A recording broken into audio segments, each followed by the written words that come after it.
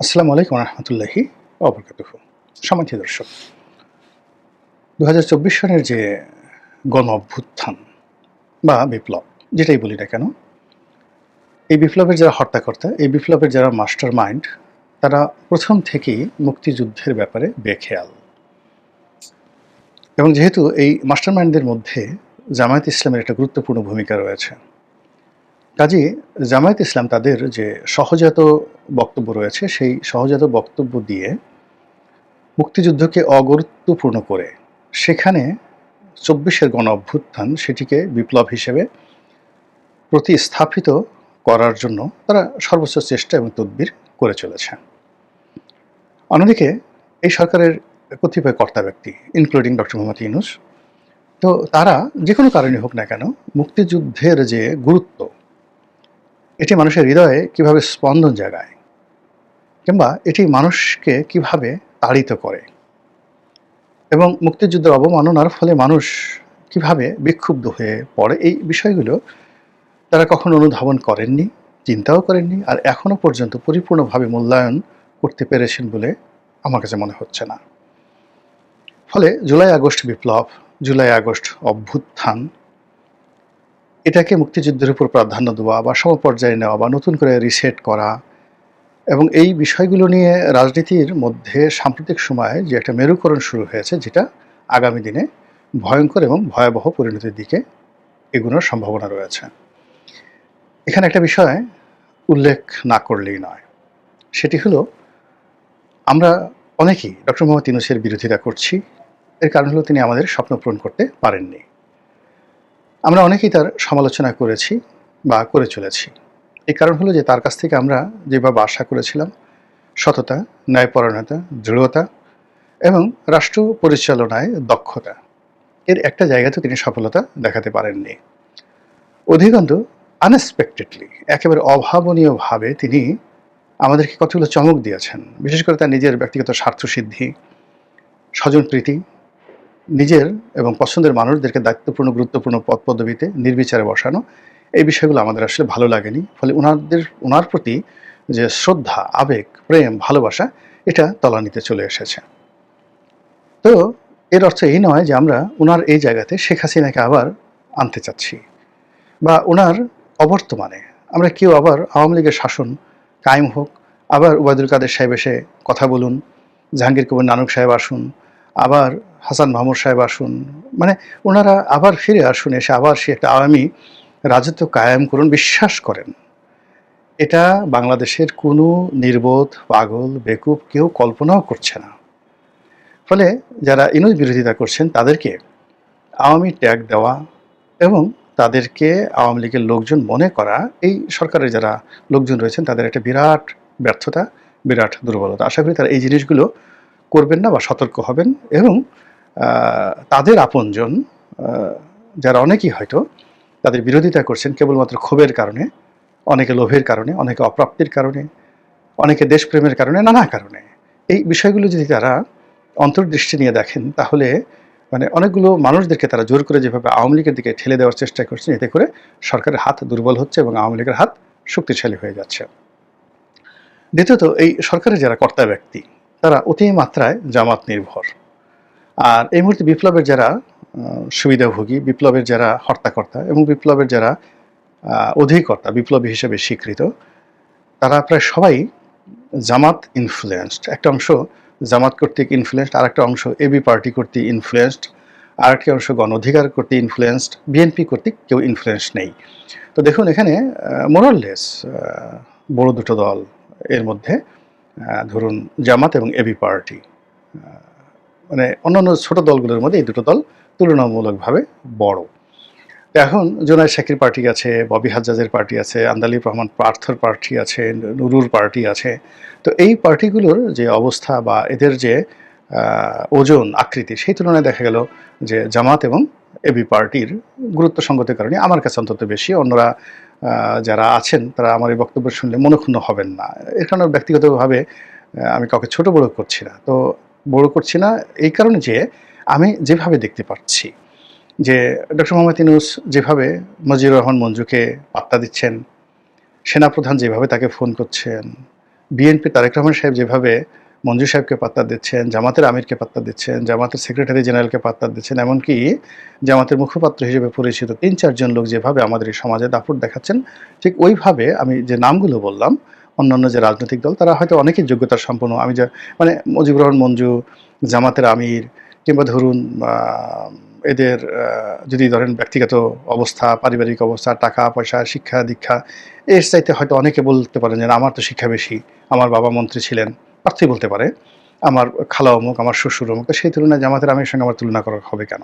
কিন্তু বাস্তবতা হলো যে এখন প্রেক্ষাপটে ডক্টর মোহাম্মদ ইউনূস ক্ষমতার কেন্দ্রে, আমলাতন্ত্রে, এবং এখন যেটা কিংস পার্টি রয়েছে, সেই কিংস পার্টি যাদেরকে গুরুত্ব দিচ্ছেন, সেই গুরুত্বের মধ্যে এবি পার্টি এবং জামাত, আমি যাদের নাম বললাম তাদের সাথে আমাদের দৃষ্টিতে মনে হচ্ছে তারা বেশি গুরুত্ব পাচ্ছে সরকারি অফিস আদালতে কাজকর্মে। এখন যেটা বলতে চাচ্ছি সেটা হলো যে জোনায়েদ শেখের পার্টি, পার্থর পার্টি কিংবা ববি হাজ্জাজের পার্টি, এই পার্টিগুলো সরাসরি মুক্তিযুদ্ধ বিরোধী নয়, এমনকি তারা আওয়ামী লীগের ঘোরতর শত্রু নয়। তারা আওয়ামী লীগের সমালোচনা করে, কিন্তু তাদের পরিবারের মধ্যে, দ্রুততম আত্মীয় স্বজনের মধ্যে, নিকট আত্মীয়র মধ্যে অনেকেই আওয়ামী লীগ করে, ফলে তাদের একটা পারিবারিক সম্পর্ক রয়েছে।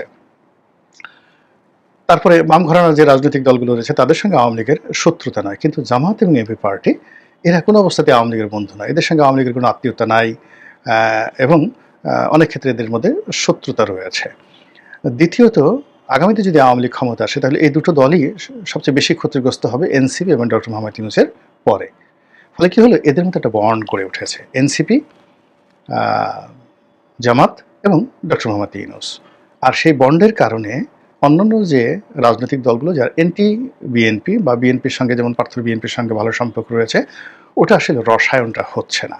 তো মূল প্রসঙ্গে যেটা আসি যে এই ৩টি বা ৪টি শক্তি, অর্থাৎ ডক্টর মোহাম্মদ ইউনূস এবং তার উপদেষ্টা মণ্ডলী একটা শক্তি, কিংস পার্টি হিসেবে এনসিপির একটা শক্তি, আর জামাতের একটা শক্তি। এখন এই ৩টে শক্তির মধ্যে একেবারে সুপ্রিম টাকার দিক দিয়ে, অভিজ্ঞতার দিক দিয়ে, রাজনীতির প্রজ্ঞার দিক দিয়ে ১ নম্বরে হচ্ছে জামাত। আর জামাত ১ নম্বরে থাকার কারণে তাদের যে আইডিওলজি, তাদের যে চিন্তা, তাদের যে ধ্যান, তাদের যে ধারণা, এই জিনিসগুলোই মূলত অন্যের উপরে এস্টাবলিশড হয়ে যাচ্ছে। ২ নম্বর হলো এবি পার্টিতে যারা আছেন, বিশেষ করে সভাপতি মুজিবুর রহমান মঞ্জু, আপনারা জানেন যে উনি শিবিরের সভাপতি ছিলেন এবং সফলতম সভাপতি, এবং জামাতের যে কজন মেধাবী লোক ছিলেন তাদের মধ্যে অন্যতম মীর কাসেম আলী সাহেব ছিলেন। উনি মীর কাসেম সাহেবের একেবারে রাইট হ্যান্ড ছিলেন। ফলে শিবিরের রাজনীতি, জামাতের রাজনীতি, মানে শিবিরে জামাতে যে কজন লোক রয়েছেন খুব ভালো জানেন, তাদের মধ্যে মঞ্জু অবশ্যই ভালো জানবেন। দ্বিতীয়ত, তিনি সেখান থেকে বের হয়ে এসে যখন এবি পার্টি করলেন, তো সেই এবি পার্টির মধ্যেও তিনি ইচ্ছা করলেই তার যে জামাতের শিক্ষা, তারপরে জামাতের নীতি আদর্শ, জামাতের অ্যাটিটিউড, জামাতের চেহারা ছুড়ো, জামাতের দাড়ি স্টাইল, মুচকি মুচকি হাসি, কথা বলা, রাগ না হওয়া, এই জিনিসগুলো মঞ্জু সাহেবের রয়েছে। ফলে মুজিবুর রহমান মঞ্জু এবং তার যে সেক্রেটারি সেই ব্যারিস্টার ফুয়াদ, এদের মধ্যে আকাশ পাতাল ডিফারেন্স। ফুয়াদ হয়তো কখনো শিবির করেনি, ফলে ফুয়াদ চোখ গোল গোল করে রাগ হয়ে হাত ঝুলিয়ে যেভাবে কথা বলেন ওভাবে কিন্তু ডাক্তার মাসুদ বলেন না, ওভাবে হামিদুর রহমান আজাদ বলেন না, সেলিম উদ্দিন বলেন না। তো যার জন্য কি হলো, কিন্তু মঞ্জুর সাহেবের কথা যদি আপনি ধরেন, মঞ্জুর সাহেবের কথা আর জামাতের অন্যান্য নেতাদের কথার মধ্যে ১৯ এবং ২০ পার্থক্য। কিন্তু যেহেতু মঞ্জুর সাহেব এই পার্টির প্রতিষ্ঠাতা, বাকি সময় বিভিন্ন সময়, একটা সময় উনি সেক্রেটারি ছিলেন, কাউকে সভাপতি বানিয়েছিলেন, আবার উনি সভাপতি হয়েছেন, কাউকে সেক্রেটারি বানিয়েছেন, এটা বলতে গেলে উনারই ইচ্ছা। ফলে উনার যে দৃষ্টিভঙ্গি, চিন্তা চেতনা, তার মধ্যে জামাতের গন্ধ, জামাতের প্রেম, ভালোবাসা, দৃষ্টিভঙ্গি থাকবে, এবং মুক্তিযুদ্ধের ব্যাপারে জামাতের যে চিন্তা, ওটার একটা মডারেট চিন্তা হয়তো তিনি করবেন। কিন্তু তা সত্ত্বেও বাম ঘরানার যারা রাজনীতি করেন তাদের সঙ্গে মুজিবুর রহমান মঞ্জুর কখনোই মিল হবে না। তো সেই দিক থেকে চিন্তা করেন যে মুক্তিযুদ্ধের ব্যাপারে এখন যে সরকারের যে পাওয়ার হাউস রয়েছে, সেই পাওয়ার হাউসের যে ঐক্যতান, সেখানে যে তানপুরা মানে যেটাতে বাদ্য বাজানো হয়, আর ঐক্যতান মানে যেটা সুরলহরী, স্বরলিপি, এগুলো মোরালের সমান। আর সমান হওয়ার কারণেই মুক্তিযুদ্ধ নিয়ে যে ন্যারেটিভগুলো তৈরি হচ্ছে, তারপরে পাকিস্তান নিয়ে যে ধরনের ন্যারেটিভ তৈরি হচ্ছে, ভারত নিয়ে যে ন্যারেটিভ তৈরি হচ্ছে, আওয়ামী লীগ নিয়ে যে ন্যারেটিভ তৈরি হচ্ছে, সব কিছুর মূলে যদি আপনি দেখেন, ওই যে ডক্টর মোহাম্মদ ইউনূসের যে রিসেট বাটন, সেই রিসেট বাটনের মধ্যে একটা সংযোগ স্থাপন আপনি করতে পারবেন। এবং একইভাবে নতুন প্রজন্মের যারা আসছেন, এই জুলাই আগস্ট বিপ্লবের যারা নায়ক, তাদের সবার বয়সই তো ৩০-এর নিচে বা ৩৫-এর নিচে সবারই বয়স হবে না। এবং এরা মুক্তিযুদ্ধ সম্পর্কে তাদের নেতিবাচক বা ইতিবাচক কোনো কিছু থাকার কথা নয়। এরা নতুন প্রজন্মের একেবারে ধারক এবং বাহক। এর মধ্যে যারা ছাত্রলীগ করেছেন, সংগঠনের সার্জিস্টরা যারা আছেন, তাদের তো মুক্তিযুদ্ধের প্রতি যতই কথা বলুক না কেন, একটা দুর্বলতা থাকে, কিন্তু অবস্থার প্রেক্ষাপটে তারা সেই প্রভাবটা, বর্তমান যে রিসেট বাটনের যে প্রভাব, সেই প্রভাব বা রিসেট বাটনের যে চাপ, এই চাপটা সহ্য করার ক্ষমতা তাদের নেই। ফলে কি হলো, এই যে জামাতের যে ন্যারেটিভ, ডক্টর মোহাম্মদ ইউনূসের যে ন্যারেটিভ, এই ন্যারেটিভে মুক্তিযুদ্ধটা আসলে তুচ্ছ তাচ্ছিল্যের বিষয় হয়ে যাচ্ছে। এক। ২ নম্বর হলো, যেটা বলার চেষ্টা করা হচ্ছে যে মুক্তিযুদ্ধকে ব্যবহার করে আওয়ামী লীগ একটা ব্যবসা করার চেষ্টা করেছে। মুক্তিযুদ্ধের জায়গায় আছে, এটাকে অনেক কিছু করতে হবে। যে কথাবার্তা বলা হচ্ছে ওটা মানে এখনো যেহেতু মুক্তিযোদ্ধারা জীবিত আছে এবং মুক্তিযুদ্ধ এমন একটা বিষয়, এর সঙ্গে মাটি, আকাশ, বাতাস সব কিছুর এমন একটা সম্পর্ক। বিশ্বাস করেন ১৯৭১ সনের মহান মুক্তিযুদ্ধ এদেশের নদীর সঙ্গে মিশে গেছে, পাহাড়ের সঙ্গে মিশে গেছে, সমুদ্রের সঙ্গে মিশে গেছে, দেশের বাতাসের সঙ্গে মিশে গেছে, ঘূর্ণিঝড় থেকে শুরু করে এই জমিনের যা কিছু রয়েছে সব কিছুর সঙ্গে এই মুক্তিযুদ্ধের ইতিহাস অলৌকিকভাবে এবং যাকে বলা হয় প্রাকৃতিকভাবে এমনভাবে মিশে আছে, মনে হতো বা মনে হয় যে ১৯৭১ সনের একটা মুক্তিযুদ্ধ সংগঠিত করার জন্য এদেশের আকাশ, বাতাস, মাটি হাজার বছর ধরে অপেক্ষা করেছে। আর এই মুক্তিযুদ্ধের ইতিহাসকে সংরক্ষণ করার জন্য, রক্ষা করার জন্য এদেশের জমিন, এদেশের আকাশ, বাতাস, মাটি অতন্ত্র প্রহরীর মতো এখানে দাঁড়িয়ে আছে। ফলে এই জমিনে মুক্তিযুদ্ধকে যদি কেউ কটাক্ষ করে, সঙ্গে সঙ্গে বাতাস থেকে এমন একটা চাপ আসে, মানুষের মন আন্দোলিত হয়ে যায় মুক্তিযুদ্ধের পক্ষে। মাটি এমনভাবে এখান থেকে ওয়েভ দিতে থাকে যে মাটির উপর দাঁড়ানো প্রাণী সে মুক্তিযুদ্ধের ব্যাপারে আবেগপ্রবণ হয়ে পড়ে। ফলে এই মুক্তিযুদ্ধ নিয়ে গত ১ বছরে যা কিছু করার চেষ্টা করা হয়েছে, প্রকৃতি এখানে রিভেঞ্জ নিয়েছে, প্রকৃতি এখানে প্রতিশোধ নিয়েছে। আপনি চিন্তা করেন ঢাকা বিশ্ববিদ্যালয়, সেখানে এই যে ৫ তারিখে, আগস্ট মাসের ৫ তারিখে সেখানে তারা জামাতে যারা লোকজন রয়েছে একটা প্রদর্শনীর ব্যবস্থা করলো এবং যে সকল জামাত নেতা আওয়ামী জমানাতে বিচারের শিকার হয়ে ফাঁসিতে ঝুলেছেন, মৃত্যুবরণ করেছেন, জামাত যেটা বোঝানোর চেষ্টা করেছে যে এদের প্রতি অন্যায় করা হয়েছে, অবিচার করা হয়েছে, ইত্যাদি ইত্যাদি নানা কিছু।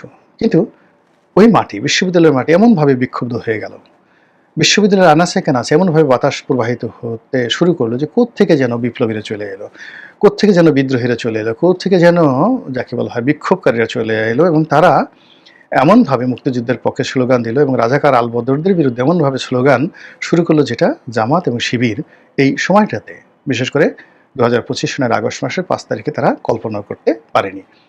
এবং পরিস্থিতি যে নিয়ন্ত্রণের বাইরে চলে গেল, তার ফলে কি হলো, যারাই এই ছবিগুলো টানিয়েছিলেন তাদেরকে সেই ছবি সরাতে হয়েছিল। এটা যাকে বলা হয় একটা রেড কার্ড। এই সময়টিতে যখন জামাত নির্বাচন করতে চাচ্ছে, ডাকসুতে জয়লাভ করতে চাচ্ছে, সারা দেশে পিআর পদ্ধতি করতে চাচ্ছে, সরকারের উপর প্রভাব বিস্তার করতে চাচ্ছে, বিএনপিকে পরাজিত করতে চাচ্ছে, তখন সেখানে অনাহূত কতগুলো বিষয় যেগুলো প্রয়োজন নাই সেগুলো সামনে আনা, প্লাস ইতিহাসের যে সমস্ত বিষয়গুলো সেটেল হয়ে গেছে, একেবারে সেটেল হয়ে গেছে, সেই সেটেল বিষয়গুলোকে আবার নতুন করে আনসেটেল করে নাড়াচাড়া করার মতো নির্বুদ্ধিতা আর হতে পারে না। আমি ব্যক্তিগতভাবে আমার নিজের জীবনে যেখানে দেখেছি যে আমি প্রয়োজন নেই, যে বিষয়ের প্রয়োজন নেই সে বিষয়গুলো করতে গিয়ে যখন গেছি তখন সেখানে দুর্গতি এসেছে। অথবা যেখানে রাতারাতি হিরো হওয়ার চেষ্টা করেছি, আমার দরকার নেই হিরো হওয়ার, আমি হিরো হওয়ার চেষ্টা করেছি, সেখানে আমার দুর্দশা এসেছে। আবার দেখা গেল যে একটা ধ্রুব সত্য, প্রতিষ্ঠিত সত্য, সেটার উপরে আমার কাছে মনে হয়েছে আমি এটার সাথে একটু বেশি বুঝি, একটা কাস্টম তৈরি হয়ে গেছে। তো একটা কাস্টম তৈরি হয়ে গেছে, একটা প্রথা তৈরি হয়ে গেছে, কিন্তু আমার কাছে মনে হয়েছে এই প্রথাটা ঠিক নয়, আমি যেটা জানি ওটাই ঠিক, আমি এই বই পড়েছি, ওই ইতিহাস জেনেছি, এটাই হলো সত্যিকার ইতিহাস।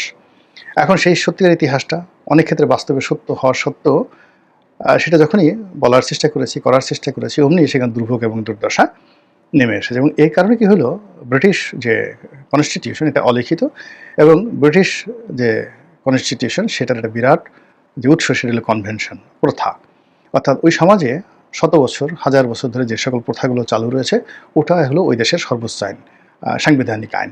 কাজেই একটা দেশে প্রথা, যে প্রথা সমাজে প্রচলিত, যে সকল গল্প উপকথা সমাজে প্রচলিত, খুবই জনপ্রিয়। আপনি বিশ্বাস সিন্ধুতে কারবালা সম্পর্কে যে সকল ঘটনা বলা হয়েছে, আপনি জানেন যে এটার সঙ্গে ইতিহাসে কোনো মিল নেই। কিন্তু ওটা নিয়ে একটা সমালোচনা করে দেখেন, মুহূর্তের মধ্যে কিয়ামত হয়ে যাবে। তো কাজেই মুক্তিযুদ্ধ নিয়ে আমাদের একটা আবেগ রয়েছে, অনুভূতি রয়েছে।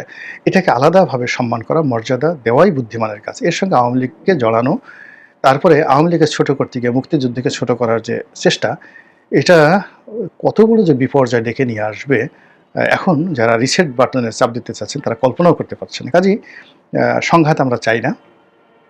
আমাদের দেশটা ভালো চলুক। এই দেশে জামাতেরও দরকার আছে, বিএনপিরও দরকার আছে, আওয়ামী লীগেরও দরকার আছে।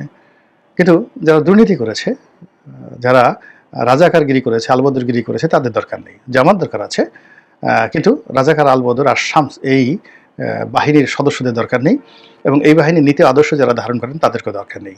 আমাদের বিএনপি দরকার আছে, কিন্তু হাওয়া ভবন, খাম্বা, তারপরে শেষে টাকা পাচার ইত্যাদি যারা করেছেন, সেই সেই বিএনপি দরকার নেই। আমাদের আওয়ামী লীগ দরকার রয়েছে, কিন্তু আওয়ামী লীগ টাকা পাচার করা, গুলি করা, গুম করা, দুর্নীতি করা, অন্যায় করা, যে সমস্ত লোকজন এগুলো করেছেন তাদেরকে আসলে দরকার নেই। আমরা আওয়ামী লীগ চাই, বাট উইদাউট দ্যাট। এবং কোনো অবস্থায় তারা ক্ষমা বললেও হবে না, তারা নাকে খত দিলেও হবে না। তাদের বিচার এই মাটিতে হতে হবে, দৃষ্টান্তমূলক বিচার হতে পারে, যেন আগামী দিনে কোনো মানুষ এই ধরনের অন্যায় করতে না পারে। এটা আমরা চাই, একেবারে সহজ সরল যে চাওয়া পাওয়া। তো সেখানে আসলে ছলচাতুরি করা বা একটা আর একটার উপরে চাপিয়ে দেওয়া, এই জিনিসগুলো, এই মুনাফিকই আসলে রাজনীতি কখনো সহ্য করতে পারে না। মহান আল্লাহ আমাদের সবাইকে হেদায়েত দান করুন এবং হেফাজত করুন। আসসালামু আলাইকুম রহমতুল্লাহি ওয়া বারাকাতুহু।